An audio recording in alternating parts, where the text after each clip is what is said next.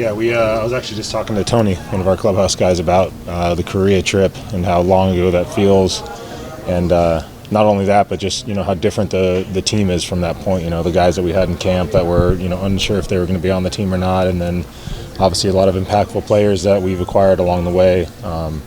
Just wild to see where this team's gotten to, and I think those guys are two of the centerpieces of the team. Not only, like you said, what they do on the field and some of the the ability that they give us in the lineup to move guys around, get guys off days.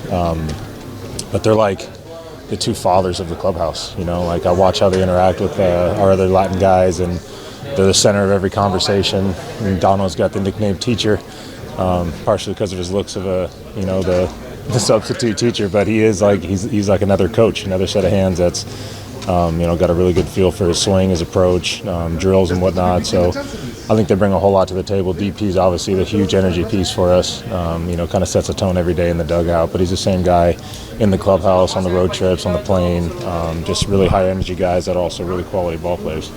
Can you see that wearing off with some of the younger players, like almost like osmosis? They're just absorbing kind of what those guys do on a daily basis. Yeah, I mean that's kind of what you do as a young guy. Your first year in the league, you're really trying to figure things out on the fly. There's not a whole lot of time to to sit around and watch and then try to interact. You got to kind of do it as you're going. So a lot of them, I know Jackson in particular, falls back onto the things that Peralta does and the way that he leads and the energy piece. You really just try to emulate guys that are leaders in the clubhouse and have done it for a long time, and those are two of the best to learn from. Is it weird to be 6 games left at home, 12 games left in the season? When you get to this part of the year, it's kind of like, where did it all go? Yeah, it goes. I mean, the first few months always feel very slow, and then it feels like June and July, those middle months fly by, and the next thing you know, you're less than a month away from the playoff run. I think at this point in the year, you look back and it feels like it's gone by fast, but I think we can all sit back and very clearly remember what you felt like on a certain day, and in April back in Cincinnati or wherever you're at. I think you flash back to those, but I think you have your head down, working hard and doing everything you can on a daily basis to stay healthy and stay in the lineup. That the days start to go by pretty quick. So. And then you went through a playoff push in San Diego 2 years ago. Do you kind of get the same feel this year? Can you feel the city starting to rally a little bit? Yeah, I think it's a more consistent level of baseball this year. As a fan, I know. I mean, we were all fans at one point too, so we're not blind to what it's like to be a fan of a team and the struggles and ups and downs. So. As a fan, you want some consistency and you want to feel a little bit of comfort in knowing the product that you're going to get every night, especially when you're coming out and spending money and bringing the family out. So I feel like we provided a very consistent approach, very consistent intensity and preparation. I think you know what you can expect when you come to a game here. So I think we felt that all year long from these fans, but especially down these next 2 weeks, it starts to elevate a little bit. Joe, what do you think happened? You guys had the break. You guys were, I think, 1 over 500, and bam, second half, you guys just turned up. What do you think happened there? In that just record where you guys just got so hot?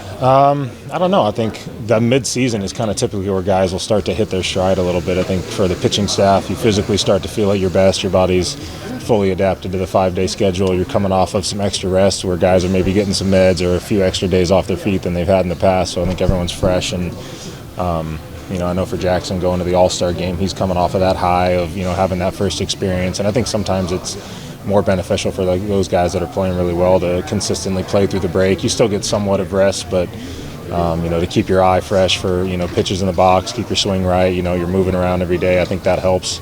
But we really had a good approach going into the first half of the season and just weren't able to get everything clicking at the right time. And sometimes it just takes a series or two to see it happen and be able to put it all together to kind of fuel the rest of that run. So.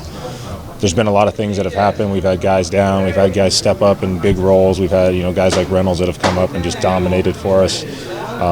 So it's been big. Alex Jacobs, another piece that's come up and pitched well above what I think everyone expected from him. Not in here, but in the city of San Diego. So that's what it takes to get where you're at. Is guys got to step up. You got to have some depth, and guys got to fill shoes when they're expected to. So.